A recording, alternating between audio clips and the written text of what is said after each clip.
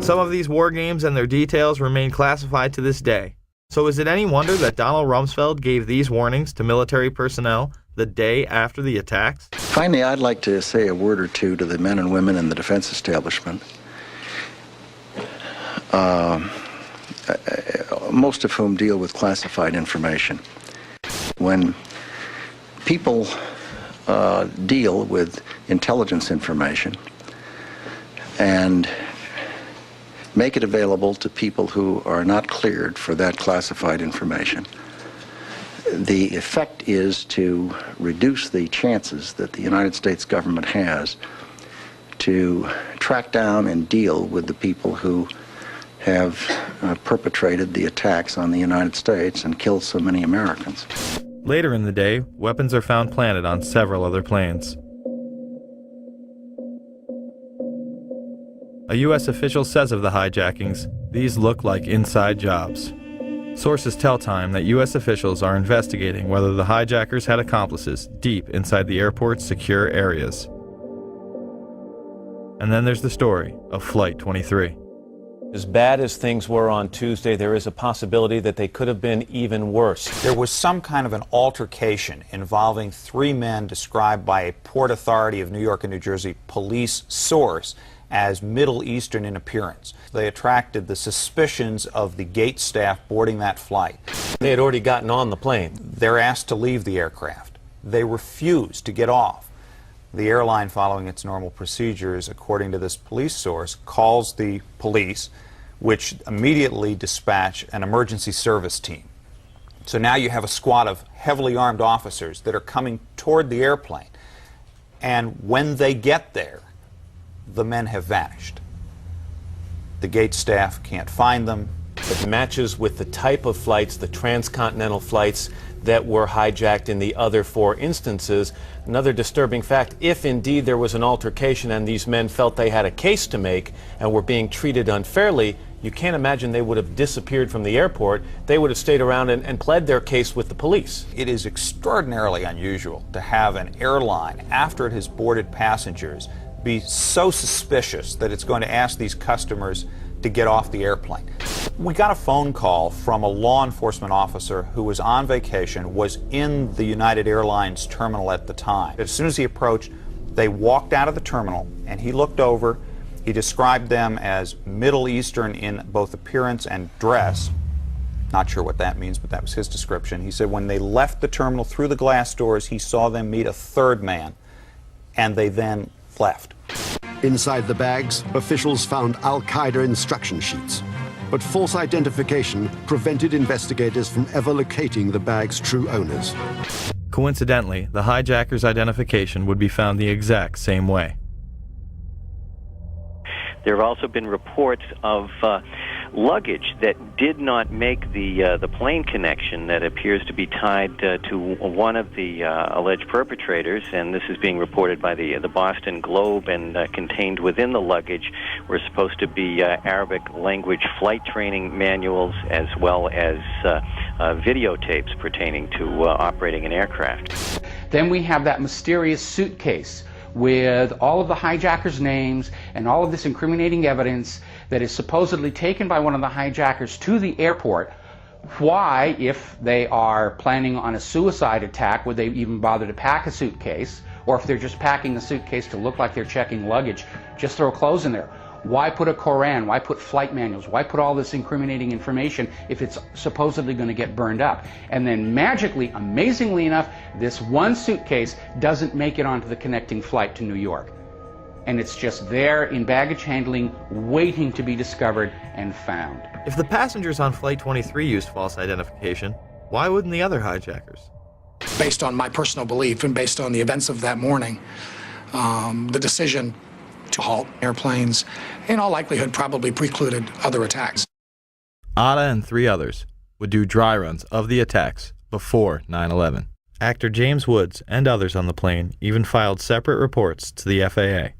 Again, nothing was done.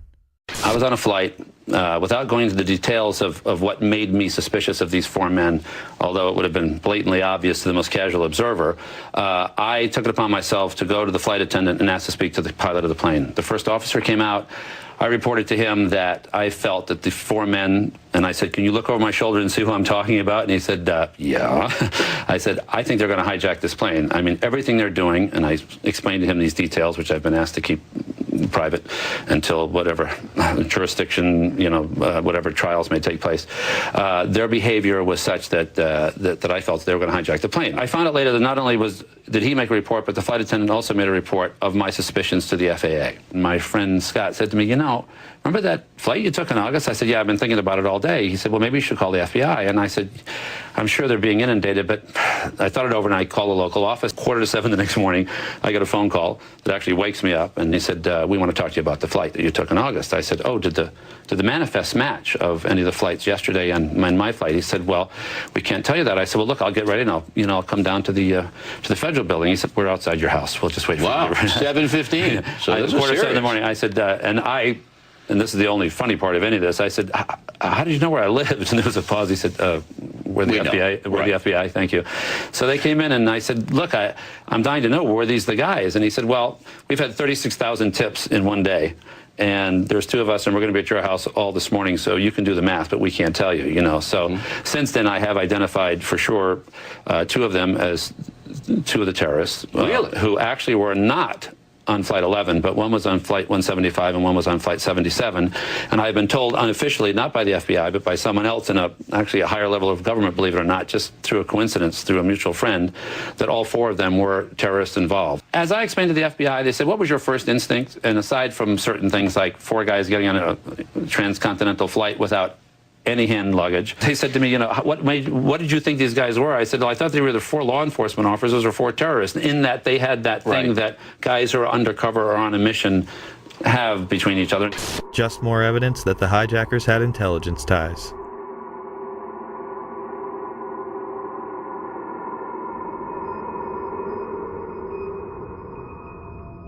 There were almost certainly other targets.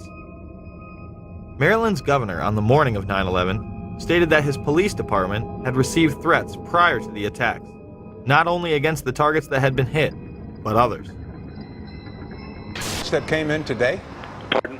You mentioned threats on Maryland facilities. Are these threats that came in today? Yes, the head of our state police, Dave Mitchell, received a list of 11 sites across the country that were targets. Supposedly this list had been distributed prior to the explosions. Several of those sites were ones that were under attack. Another target on that morning was Air Force One. Although it is never discussed, the perpetrators of the attack somehow got top-secret codes that morning. Brian, what is the credible evidence that Air Force One could have been a target? These planes were some distance from Air Force One after all. The excuse was that, quote, we do not discuss, we do not discuss intelligence information. Air Force One has been said to be a target in the past during President Clinton's trip to Bosnia during his first term, where they stopped in Aviano and switched out into 3 transport planes. Similarly, they were escorted by fighter jets, as they have in the past, while it is not routine. The White House insisting that the evidence was, and thus the zigzag flight path from Florida to Louisiana. The Air Force is insisting that the evidence is provable and credible that the aircraft and the White House were targets. Ari Fleischer, the White House press secretary, would be pressed on this issue. Florida. If you have a threat to Air Force One, it seems as though you're raising an additional threat that perhaps we don't know about. I'm sorry? Raising an additional threat? Involving one of those it's planes, over. one of those 4 planes, Ari, is that where the credible threat, or can you say, are we talking about something totally different? You're asking me, in essence, what the source of information is. And I think the American people... Go ahead. We accounted for those 4 planes and what their targets were. Is there, which by deduction, you would assume there is something else that we're talking about targeting Air Force One. Can you make that assumption? I'm not going to lead you any further as to speculating about what was the nature of the threat to Air Force One. But as I indicated, and I'll say it again, it was real, it was credible. Planes that we have accounted for. I'm just not going to speculate about the nature of it. On September 20th, 2001,